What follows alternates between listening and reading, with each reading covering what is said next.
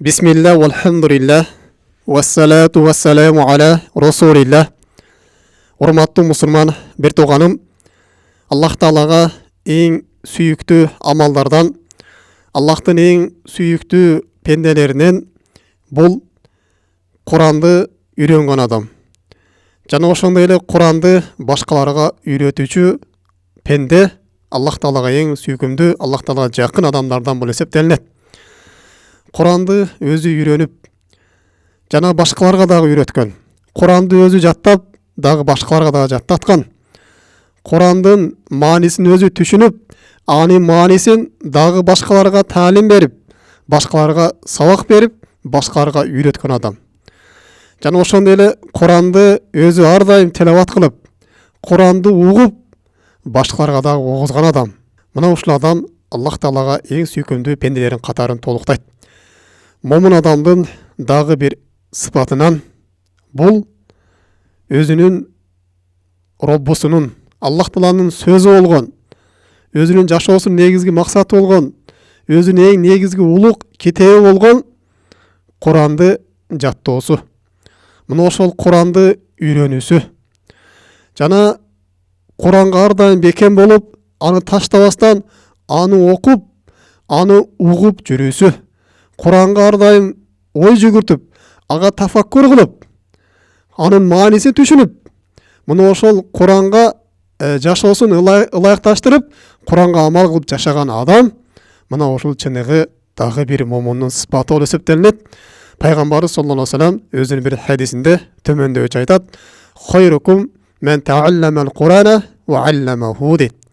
Силердин эң жакшыңар, Аллах Таалага эң жакыныраңар, Аллах Таалага эң сүйкүмдүүрөөңөр Куранды үйрөнгөнүңөр дейт. Жана ошондой эле Куранды башкаларга үйрөткөнүңөр деп Пайгамбар саллаллаху алейхи вассалам мактайт. Дагы Пайгамбар саллаллаху алейхи вассалам бир хадисинде момун адамды сыпаттап төмөндөгүчө айтып берет: "Масалул муъмини аллади яқрул Курана кал утружатин туамуха тайибун ва рихуха тайибун" дейт. Куран окуган момун адамдын мисалы мына ушундай дейт: "Отурунжа аттуу мөмө сыяктуу" дейт. Анын даамы да жакшы, анын жыты дагы жакшы дейт. "Валлади ла яқрау кал тамро" дейт. Ал эми Куранды окубаган адам, Куранды билбеген адамдын, момун адамдын мисалы ушундай дейт: "Кал тамро" дейт. Курума сыяктуу дейт. Анын даамы жакшы, вала риха лаха дейт. Бирок анын жыты жок дейт. Демек, урматтуу мусулман бир тууганым, Куран окууга биз ар дайым тырышышыбыз керек.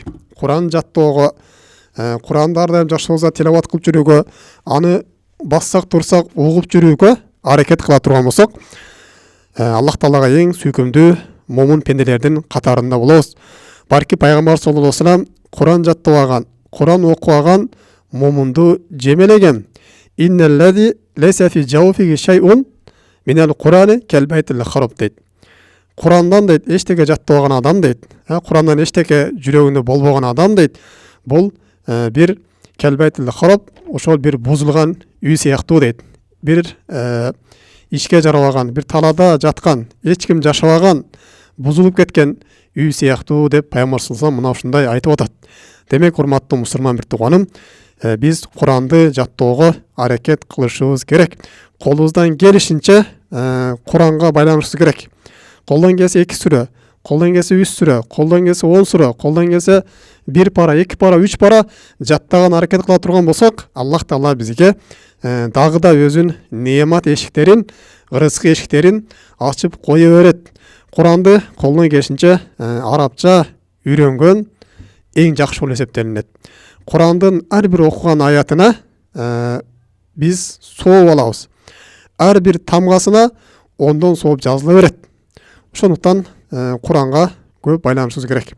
Албетте дагы айта кетчү нерсе, бул Курандын бизге келген максаты. Куран бул адамдарды кыйнаш үчүн келген эмес. Куран бул адамдарды караңгылыктан жарыктыкка алып чыгыш үчүн келген. Адамдарга хидаят, туура жол болуп келген. Куран бул адамдарды бактылуу кылуу үчүн келген. Куран бул адамдардын жашоосун оңдош үчүн келген. Куран бул адамдардын жүрөгүн тазалаш үчүн келген. Куран бул адамдардын құлық мінезін, ақлағын, башқалармен болған мамелесін түзеш үшін, аны туралаш үшін Құран бізге нұр болып жіберілген. Аллах Тағала Құран-ы Кәрімде баяндайды: "Китабун анзалнаху илейка литухриджан наси миназ зулумати илан нур." Біз кітапты, Құранды саңа түшіріп бердік. Емне үшін? Адамдарды қараңғылықтан нұрға шығарыш үшін дейді. Адашып жүрген қараңғылықтан, алардың жүрегіндегі болған қара дақты тазалаш үшін, бір-біріне болған көралбастық, бір-біріне болған жүректегі күйіттерді жоқ қылыш үшін біз Құранды нұр қылып саңа жібердік. Бизни роббихим, роббинің рұсатымен иля сиратул азизул хамид, мақталған және әзиз болған жолға пенделерді шығару үшін біз Құранды түшірдік деп Аллах Тағала Құран-ы Кәрімде баяндап береді. Башқа бір аятта Аллах Тағала айтады: "Китабун анзалнаху илейка мубаракун." Біз Құранды берекелі қылып түсірдік дейді. "Лияддабару аятихи." Анын аятына сілер ой жүгіртіш үшін дейді. "Валиятазаккару улул албаб." Жана ақыл иелері аны ескеріш үшін біз Құранды түсіргенбіз деп Аллах Тағала Құранды түсіргеннен мақсатын мына ушындай баяндап береді. Дағы бір башқа аятта Аллах Тағала Құранды айтады: "Худан линнас" дейді. Адамдарға хидаят болуш үшін біз Құранды түсіргенбіз дейді. Башқа бір аяттарда Аллах Тағала "Маңзан илайка Құран ли ташқо." Біз Құранды адамдар бақытсыз болуш үшін, аларды қинаш үшін түсірген емеспіз дейді. Демек, урматтуу мусулман бір туғаным, Құрандан келіш мақсат бұл бізге хидаят жолын үйретіштік. Біздің жашообузду оңдош үшін, бізді бақыттылуу жашоого жетелеш үшін Құран бізге түсірілген. Мұны ошон үчүн момун адам ардайым Аллах Тағала берген неематты баалап, ага бекем болуш керек. Мына ушул неематтын шүгүрү Құранды угуп, аны тилават кылып, аны жаттап, анын ичиндеги өкүмдөргө амал кылып, анын маанисин түшүнүп, Құранга ой пикир жүгүртүп жашай турган болсо, мына ошо Аллах Тағала берген неематтын шүгүрүн берген болуп эсептелинет. Дагы урматтуу мусулман бир тууганым, бул Құрандың пенделердің үстінде болған бір нерче ақылары бар. Мұны ошол ақы милдеттемелерінен біз кейбірлерін айта кете тұрған болсақ, біріншісі әл-истимау, бұл Құранды угу. Егерде оқыш қолыңыздан келбей тұрған болса, Құранды ардайым қойып, угуп жүріңіз. Қайсыл қары болбосын, угу берсеңіз, анын дагы сизге соо боло берет. Құранды уккандағы, аны көргөндағы ибадат болуп эсептелинет. Құранды ачып алып туруп, аны окубайлы жөн эле беттерин карап чыга турган болсоңуз дагы, буга дагы соо ала бересиз. Жана ошондой эле Құранды жөн эле коюп алып угуп бере турган болсоңуз, мына ушуга дагы соо ала бересиз. Мына ушул сизди ибадат кылып атат деген сооп жазыла берет. Мына ошондуктан башка нерселерди уккандан көрөк, Құран уга турган болсоңуз, сиздин жүрөгүңүз тазаланат. Жана үйдө отурган болсоңуз, сиздин үйүңүз ар кандай жин шайтандардан, сыйкырлардын зыяндарынан тазаланат. Ошон үчүн ар дайым Құран угуп жүрүүгө аракет кылыш керек. Өзгөчө көчөгө чыккан кезде дагы же машинада болсо дагы Құран коюп ала турган болсоңуз, сиздин машинаңызды дагы тазалап коет. Аллах Таала Кур'ан-ы Каримде айтат: "Ва ида куриял Кур'ану фастами'у лаху ва анситу лааллакум турхамун." Эгерде Құран окула турган болсо, фастами'у лаху дейт. Ага кулак салып, унчукпастан аны уккула дейт. Лааллакум турхамун. Мына ушуну кылган амалыңар менен Аллахтан ырайымына бөлөнөрсүңөр дейт. Экинчиси ат-тилаватун. Құранды окуштук. Эгерде жаттай албай турган болсоңуз, анда окуп жүрсөңүз да болот. Окуганды үйрөнүп алып туруп, ар дайым Құранды колуңузга кармап, Құранды окуп турган болсоңуз, сиз бул нерсеге дагы соо ала бересиз. Аллах Таала Кур'ан-ы Каримде бул нерсеге буйруп: "Фақрау ма таяссара минал Qur'an." Құрандан сенин колуңдан келишинче оку дейт. Сага кайсы бөлүгү жеңил боло турган болсо, мына ошону окугун дейт. Фақрау ма таяссара мин. Құрандан сага кайсы тарабы жеңил болгон болсо, кайсы тарабын окуй ала турган болсоң, мына ошону окуп жүргүн деп Аллах Таала Кур'ан-ы Каримде Құран окуганы буйруп атат. Жана дагы башка аяттар аябай көп. Демек экинчи акысы экен Құранды окуш экен. Үчүнчү акысы ал-хифзу, Құранды жатташтык. Құранды колунан келишинче көп жаттаган эң жакшы. Құранды толук бүтүүгө аракет кылыш керек. Құранды толук бүтүүнүн фазилеттери аябай көп.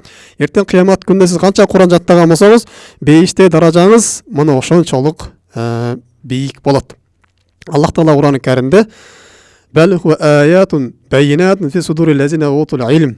Бул Құран аят деген ахли илимдердин жүрөгүндөгү ачык айкын аят белгилери дейт. Демек, ахли илим элерин жүрөгүндөгү жатка алынган деп айтып атат. Демек, урматтуу мусулман бир тууганым, Куран жаттоого аракет кылыш керек. Албетте Куран жатташтык бул мустахаб амалдардан болуп эсептелинет.